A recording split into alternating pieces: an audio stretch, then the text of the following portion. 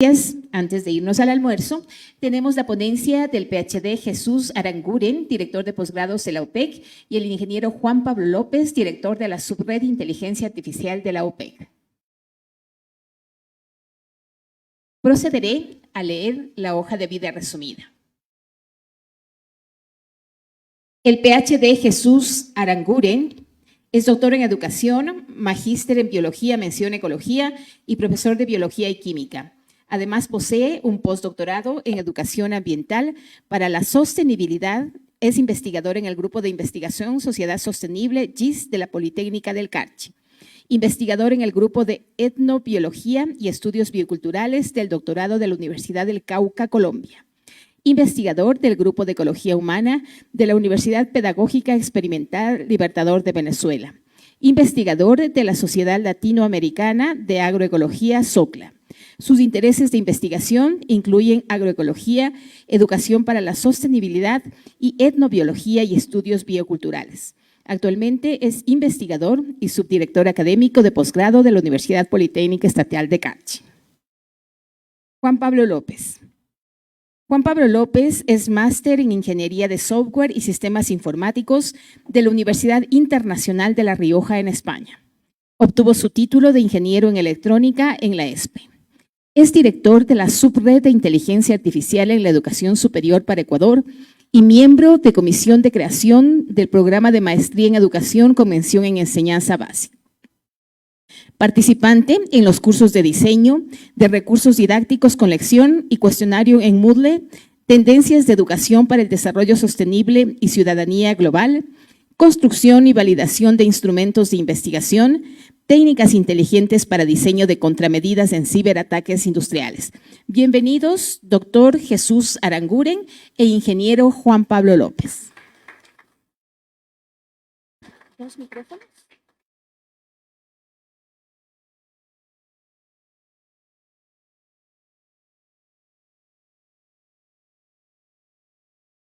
Quisiera presentarles, en este momento somos dos generaciones. Una generación de los baby boomers y la generación del milenio, que vamos a presentar el día de hoy. Dos generaciones que se conjugan desde el área de la pedagogía y desde el área de la ingeniería de software. Dos generaciones que, en mi caso, que está entre la generación silenciosa y la generación X, una generación que vivió todo el proceso de transformación de la tecnología. Empezando porque cuando estudiaba bachillerato no existían las calculadoras, existían las reglas de cálculo. Posteriormente, cuando entro a la universidad, aparece la primera calculadora Casio. Sorpresa, ¿no? Para todos nosotros que veníamos de todo un proceso de una tecnología que no era para nosotros común. Y en el transcurso del tiempo, la máquina de escribir con tecla, luego la máquina de escribir eléctrica, luego cuando estaba haciendo la maestría, grandes computadoras donde tenía que perforar tarjetas para poder leer esa cantidad de puntos. Posteriormente aparece una Apple con un disco flexible y después el disco duro, las memorias, y he vivido todo ese proceso hasta llegar actualmente a la generación de Juan Pablo, que es la generación del milenio. Y he tenido que irme adaptando a todos esos cambios y a todos esos procesos. Y es interesante entonces, en función de eso, vamos nosotros a presentar un poco el día de hoy también esto. Venimos de una universidad, que es la Universidad Politécnica Estatal del Carchi. La Universidad Politécnica Estatal del Carchi está ubicada al norte del país de Ecuador, muy cerca, a 10 minutos apenas de la frontera de Colombia. En ese caso, somos una universidad que tiene 16 carreras, 22 programas de maestría y próximamente 19 más aprobados por el CES, con diferentes áreas del conocimiento. Es una universidad transfronteriza donde convivimos con la cultura colombiana y la cultura ecuatoriana. Es una integración de ambos países. Somos una universidad, como les decía, con una visión y una misión hacia la sostenibilidad. Somos la segunda universidad a nivel del país en sostenibilidad de acuerdo al indicador Greenmetric y ocupamos el puesto 220 a nivel internacional. Sin más preámbulo, vamos a comenzar un poco esta historia que le queremos conversar de esa transición entre estas dos generaciones.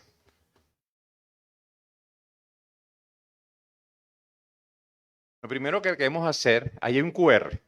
Vamos a escanear este QR y con ese QR van a responder algo que vamos a ver al final con Juan Pablo, cuando empieza la generación del Millennium a trabajar después que yo.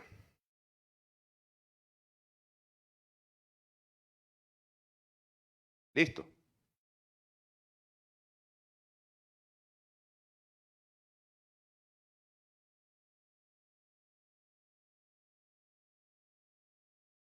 Continuamos. Yo quisiera explicar un poquito ahorita que la tecnología viene desde el momento de la escritura también, con la aparición de la utilización de la piedra y la arcilla para escribir, y una serie de tecnología para poder escribir sobre ella. No soy de esa época, por si acaso, pero sin embargo quería mencionarlo. Tampoco, como dicen los chicos de posgrado, al cual pertenecemos Juan Pablo y yo, me dicen que soy de la época del papiro, pero tampoco soy de la época del papiro, ¿no? Es donde está Calamus con el uso del papiro y el uso también de una tecnología de cómo producir papel y cómo escribir sobre ese papel.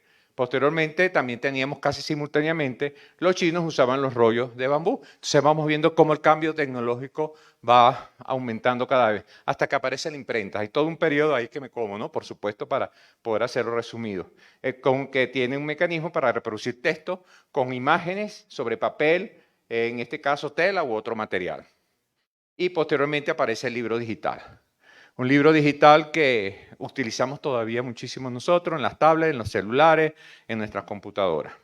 Esa es una evolución aproximadamente de lo que hemos visto tecnológicamente y lo que hemos vivido a lo largo de la nación de la sociedad humana. Quería mostrar un poco ahora qué es el maestro digital, en función de algunas caricaturas que tenemos allí. En este caso, esta caricatura dice, a ver, ¿saben ustedes esto de las nuevas tecnologías? Le dice el profesor al alumno. Y las pizarras digitales no van conmigo, así que si no le importa, yo haré la clase como siempre, con tiza y pizarra. El estudiante le pregunta, profe, ¿qué es una tiza? Y el otro estudiante, el profesor le dice, lo buscas en Google. Y lo que sigue allí. ¿Eso qué quiere decir? Que hay métodos de comunicación y enseñanza. Métodos de comunicación y enseñanza a través de la ciencia, la tecnología, que crean horizontes para transformar políticas y prácticas en función de un desarrollo profesional.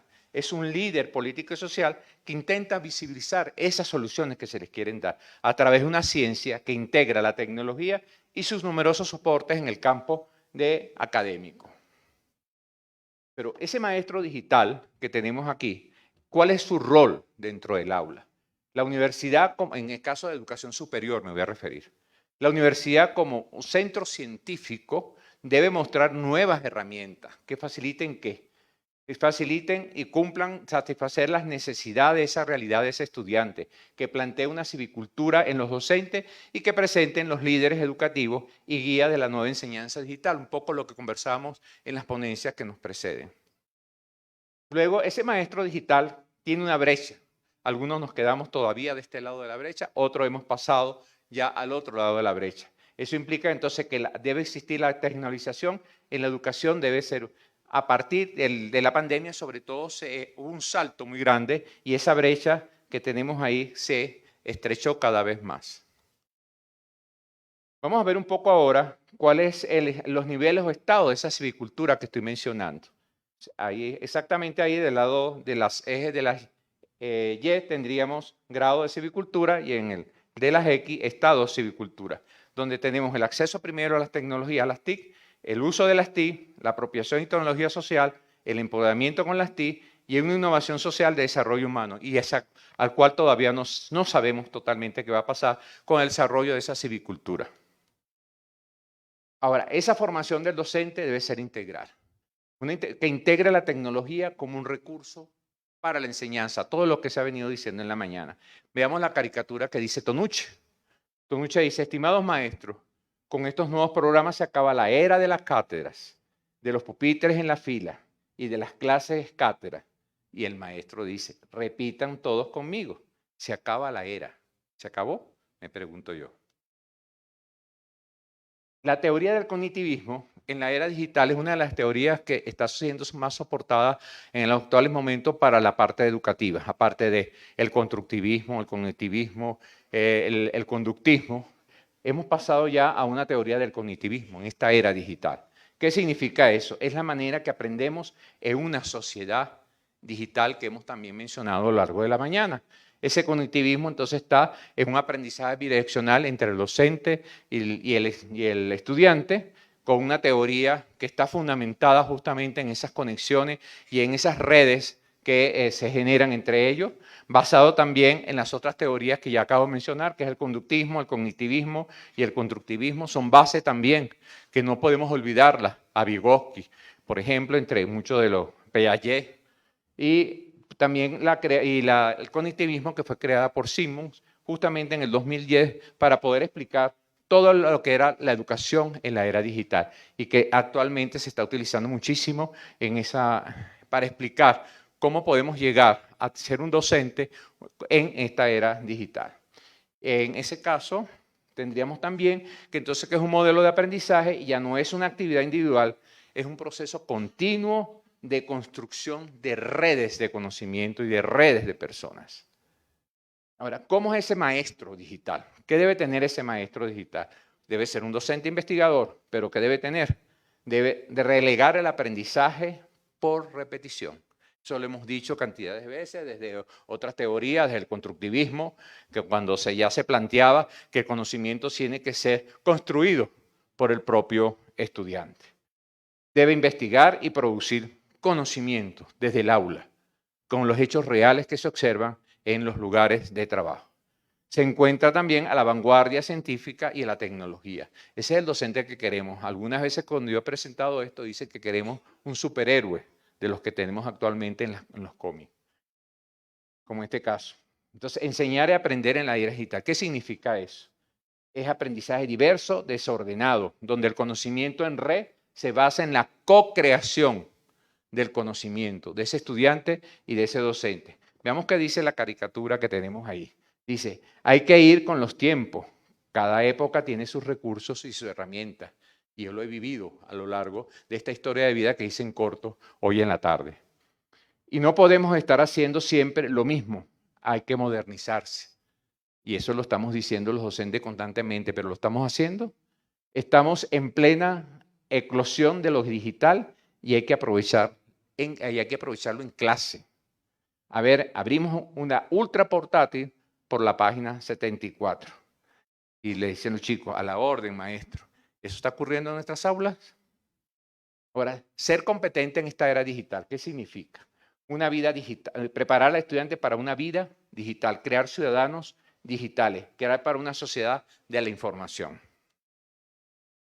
Ese docente de la era digital, en el caso del 2.0, se veía de esta manera, que debería tener acceso a Internet, tener creatividad y asociabilidad, de ser gestor de esa información, tener una pedagogía del pensamiento como una estructura crítica, además tener entornos de aprendizaje en el cual yo pudiese en momento trabajar con mis estudiantes, que lo hacemos en la actualidad todavía, y tener un kit de competencias para el siglo XXI enmarcado en todas esas herramientas que a veces queremos tener a lo largo de nuestra formación. Y ir construyendo un nuevo paradigma hacia una educación digital. Ahora, hay un tránsito hacia ese docente en la era digital que estamos viviendo. Yo lo he vivido, como les decía, ya son 7 décadas y un poquito más. Y en esas 7 décadas y un poquito más he visto el transcurrir de esa transición y cómo he tenido que irme adaptando para poder no quedarme atrás como docente y llegar a lo que actualmente es la era digital y poder compartir con Juan Pablo, que es de la era del milenio y con muchísimos más en la era de 5.0, poder también incorporar estas nuevas herramientas. Entonces, docentes y estudiantes inmersos en un mundo digitalizado, autorreflexivo del quehacer docente y sobre el uso de las herramientas TIC. Además de eso, se adecúa a los nuevos contextos, generando escenarios donde las tecnologías sean el medio y no el fin educativo, y asume métodos activos en los que las tecnologías medien como herramientas de aprendizaje para los estudiantes. Pero además es un promotor del aprendizaje, orientado y construyendo didácticas encaminadas a motivar a esos estudiantes. Pero también debe ser activo, que inste a la participación, facilitador, flexible y además de eso, humano, que trabaje con la teoría humanista como es la teoría de nuestro modelo educativo en nuestra universidad. Debe ser innovador y considerar las particularidades de la sociedad que debe estar articulada en red, que está articulada en red en este momento, a los nativos digitales y al mercado laboral, y debe preparar a los estudiantes para esa vida digital del cual he mencionado. Además, usa herramientas en línea, interactúa en comunidades en red y construye herramientas digitales. Produce además, fíjese la cantidad de cosas, casi un superhéroe, por eso decía. Además, produce recursos digitales respetando la propiedad intelectual. Elige la herramienta digital apropiada a partir de las necesidades de sus estudiantes. Indagador, creador, espacios de aprendizaje y es colaborativo que permite fortalecer las competencias digitales. Antes de esta, quería decirles que parte de esto que yo estoy presentando ahorita también lo tenemos en nuestras maestrías en educación, entre una de las que tenemos educación, tecnología e innovación. Intentamos crear ese superhéroe que está allí. Vamos a evaluar en este momento si hemos logrado con nuestros graduados eso que yo estoy presentando hoy en la mañana. Ahora, esta imagen nos presenta un poco la evolución. ¿Dónde estamos en este momento? Yo le decía a Juan Pablo cuando estábamos preparando la presentación que yo me veo entre el robot y la persona que lleva la tablet. Es un proceso de transición, no todavía en la última etapa que está en esa lámina. Ahora vamos a ver si Juan Pablo nos ilustra cómo hemos hecho esa transición entre una persona de la generación baby y una generación del milenio para poder llegar a lo que queremos en este momento con un modelo que vamos a presentar.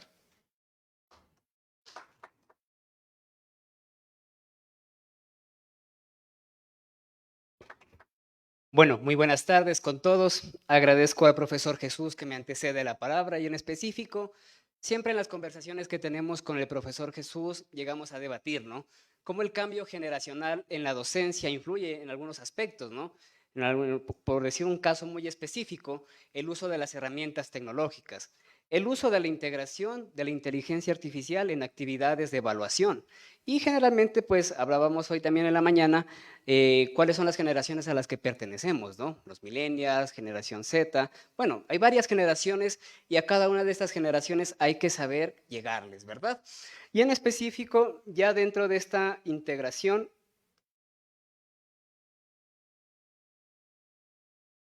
algo pasó con la presentación.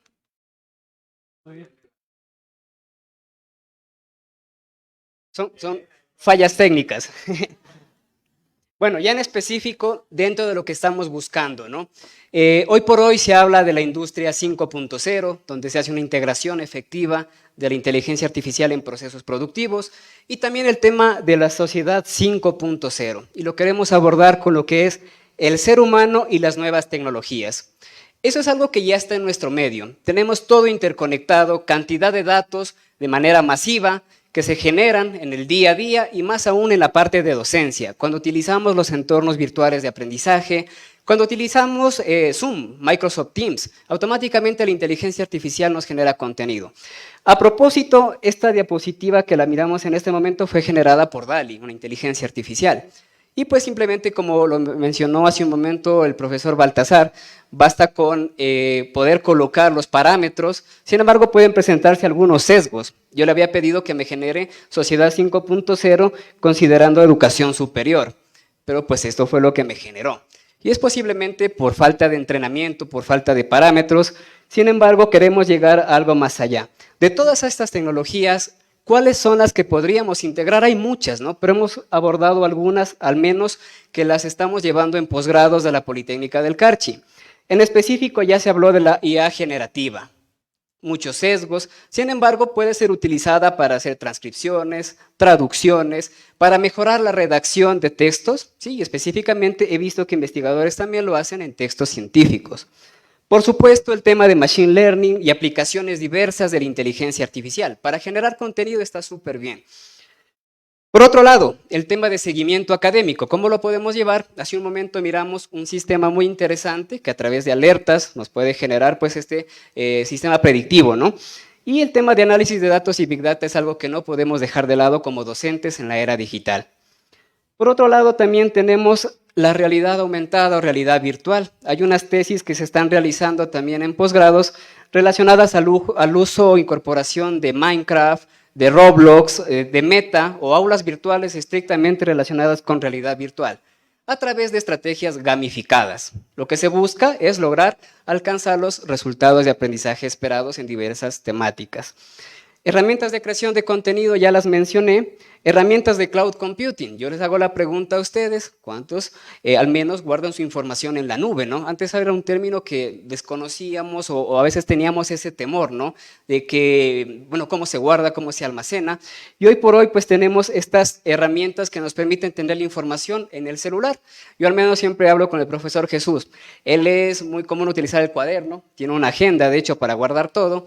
Yo le digo, tengo una agenda, en cambio, en el celular, y a veces siempre compartimos experiencias de qué es mejor o a veces qué puede ser peor, ¿no? En el tema de recuperar la información. IoT, dispositivos conectados que nos miden la temperatura, la humedad en las aulas, entre otros factores, y esto nos lleva también a unas consideraciones, ¿no? Existen tendencias de llamar ciudades inteligentes, campus inteligentes, y me quedo con las palabras también del señor rector de esta institución, que en específico mencionaba que la transformación digital implica más allá de lo que es tecnología, es la parte cultural, social, y considerar también pues cómo podemos garantizar calidad en la educación a través de las estrategias adecuadas para nuestros estudiantes. Y bueno, lo que quisiéramos abordar, y es el eje tal vez de nuestra presentación, y es algo que estamos trabajando también con el profesor Jesús, son los ecosistemas inteligentes de aprendizaje. ¿Sí? Vamos a decir que estos ecosistemas tal vez son una transición de esos entornos virtuales que los conocemos, las plataformas como Moodle, entre otras, hacia lo que es la sistematización con inteligencia artificial. Pero sí me gustaría abordar de manera muy general, entiendo, ya lo hicimos hace un momento, cómo se puede comprender la IA en la educación superior. He traído algunas ideas, en principio, comprender la situación actual. Si nuestros programas son pertinentes para que los estudiantes desarrollen esas competencias digitales, esas competencias laborales que se necesitan en este mundo globalizado, en esta sociedad 5.0, decidir qué aplicaciones, no solo inteligencia artificial, sino qué tecnologías vamos a incorporar en nuestros programas de estudio y también proyectándonos hacia un campus inteligente, sostenible. Por otro lado, también considerar los sesgos, la equidad, la accesibilidad y la ética, que ya fue abordada, no voy a abordar mucho esta parte, y también aquí lo que son nuestras propuestas que estamos trayendo aquí, modelos educativos tradicionales, sí, tal vez hacerles algunos ajustes para llevarlos a un modelo educativo que integre adecuadamente la inteligencia artificial. Bueno, dentro de esto pues lo promueve IESAL de la UNESCO, lo estamos basando también como referencia a esta temática. Y ya abordando los ecosistemas inteligentes son muy utilizados para poder llegar al estudiante específicamente en diversas modalidades y también niveles de estudio. Uno de estos, la modalidad en línea. Y si ya hacemos la siguiente pregunta, ¿cómo estamos integrando la IA en nuestro contexto personal y laboral? Seguramente muchos de ustedes antes de llegar aquí a la Indamérica le pidieron a Siri, a Alexa, que le trace la mejor ruta para poder llegar a la universidad.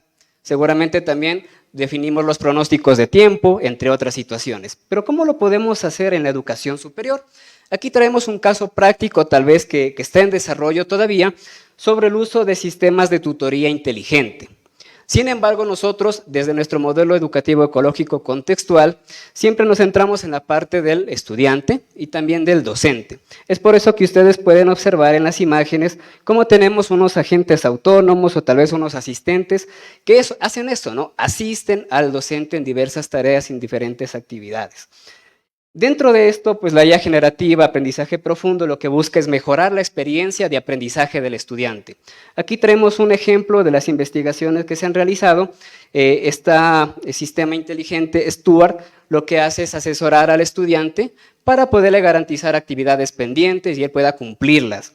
¿Y cómo se logra esto? Pues considerando un adecuado diseño instruccional. Eso implica que los docentes en la era digital debemos conocer sobre un diseño instruccional, específicamente en las aulas virtuales.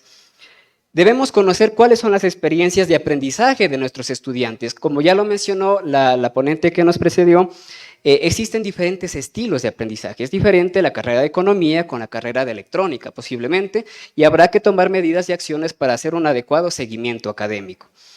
Por otro lado, los modelos de estilos de aprendizaje, específicamente estos sistemas de tutoría inteligente, aquí traigo un modelo, ¿sí? Uno clásico, específicamente siempre consideran el modelo pedagógico, un modelo centrado en el estudiante y también lo que es la conexión a la base de datos de un entorno.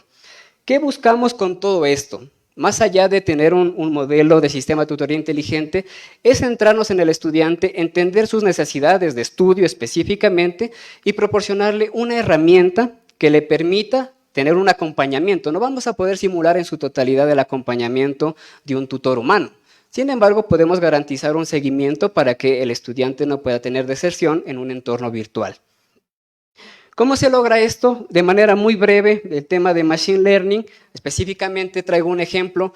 Cuando éramos pequeñitos seguramente nos enseñaron a diferenciar una vaca, ¿no? El maestro seguramente dijo, esto es una vaca, tiene manchitas, tiene cachos. Luego con el tiempo nosotros evolucionamos ese conocimiento y diferenciamos que la vaca tiene manchitas color café, manchitas color negro. Algo similar, de cierta forma, es como aprenden las máquinas, ¿no? Es una analogía que estamos trayendo aquí. Por otro lado, el tema de procesamiento del lenguaje natural, cuando usted le dice Alexa, ¿cómo estás? O buenos días, se genera una cadena de caracteres o, bueno, de ceros y unos que son codificados, decodificados, interpretados por redes neuronales o depende la opción que estemos utilizando, pero lo que buscamos aquí es que la inteligencia nos pueda comprender y entender. Partiendo de estos conceptos también traemos los chatbots, que son muy utilizados también en la asistencia en entornos. Estos chatbots pueden ser conversaciones escritas o habladas, generalmente. Uno de estos incluso ya es ChatGPT. He visto casos y he revisado artículos científicos donde estudiantes, se hace el análisis de sentimiento de estudiantes, ¿no? Le preguntan a ChatGPT, no me siento bien, ¿qué debo hacer? Y bueno, de cierta forma se está dando esa interacción humano-máquina. Con esto no quiero decir que estamos humanizando a la inteligencia artificial. Y por otro lado, ya la propuesta, ya para finalizar en esta parte, estamos desarrollando un modelo de sistemas de tutoría basado en sistemas multiagente. Es preciso mencionar que los agentes autónomos prácticamente se adaptan a un entorno y toman decisiones sin la necesidad de un humano. Para poner un ejemplo, cuando nosotros vamos a comprar el pan, ¿sí?, a la tienda, hacemos una serie de pasos, serie de instrucciones, nos adaptamos al barrio, sabemos cuál es la panadería más adecuada y compramos los cachitos que tanto nos gustan, puede ser un ejemplo. Pero por otro lado, el agente autónomo en varias ocasiones tiene estas instrucciones y alguien se dirá, ¿y si no hay cachitos? Bueno, pues en función de su aprendizaje y de su evolución, seguramente dirá, no vamos a pedir cachitos, pero hay pastel y nos traiga pastel. Ahora, ya llevándolo a un sistema multiagente, es un sistema que de cierta forma interactúa entre sí, no de forma directa, cada uno tiene un objetivo específico.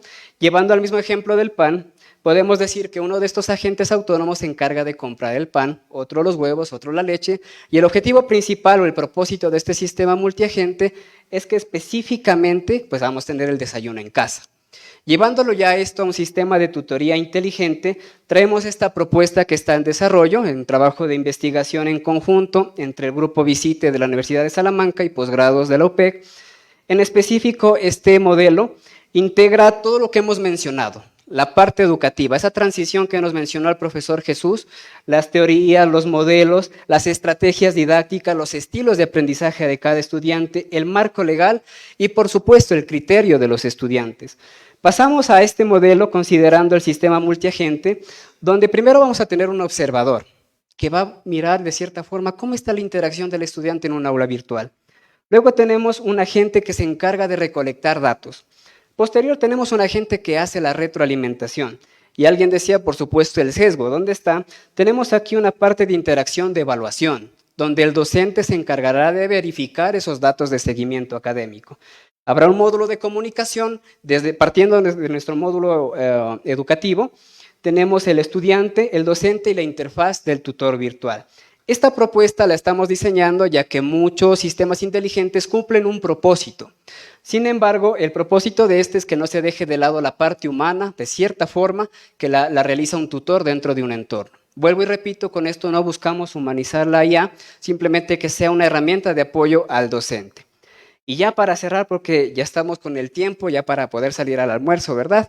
Traemos tal vez una discusión, ¿sí? A veces estos debates los encontramos en internet y yo siempre le comparto al profesor Jesús y él también me comparte estas imágenes. Hemos seleccionado al menos dos.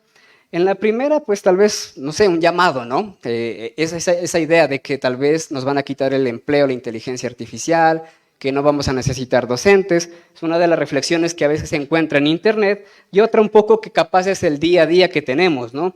La niña le dice, IA, hazme los deberes, y por otro lado el docente le dice, IA, corrige las tareas. Entonces son cosas que se presentan en el día a día y son reflexiones que las presentamos el día de hoy. Y para no dejar de lado el tema de las generaciones, a pedido del profesor Jesús, hemos colocado esta comparativa, ¿no? A blanco y negro, partiendo de la generación que él viene, y pues en este caso, una imagen mejorada con inteligencia artificial. En este caso, dando a conocer las generaciones de las que venimos. Agradecemos de esta forma su atención. Antes de cerrar, me gustaría leer brevemente las respuestas que ustedes dieron a los QRs. Específicamente, la pregunta hacía referencia a una imagen, ¿no? Que estaba relacionada con inteligencia artificial. Entre las principales respuestas nos hablan que la modernidad podría afectar las costumbres que hacíamos antes y nos permite ser más humanos. Existen retos y desafíos. Me preocupa más no saber sobre inteligencia artificial. Estamos en una carrera sobre el tiempo. Sin embargo, más allá de cierta forma de preocuparnos por este tema, debemos desarrollar esas competencias y qué mejor, pues, como lo dice el profesor Jesús, apoyándonos de los que al menos se desenvuelven en el tema tecnológico y los que conocemos del tema tecnológico apoyándonos en la parte de los que conocen el tema académico y de docencia. Muchas gracias. Muchísimas gracias a Jesús Aranguren y a Juan Pablo López de la Universidad Politécnica Estatal del Carchi por la excelente presentación que nos da cuenta de cómo las generaciones somos diferentes pero podemos trabajar juntas, que yo creo que es importante. Y ahora ya nos llegó el momento del almuerzo porque hemos tenido una mañana bastante compleja y nos queda todavía la tarde. El almuerzo es libre, sin embargo les recuerdo que el bar de la universidad tiene una comida excelente. Muchísimas gracias. Nos vemos a la tarde. Regresamos, Dani, a las 3 en punto, en una hora, a las 3 de la tarde. Muchísimas gracias.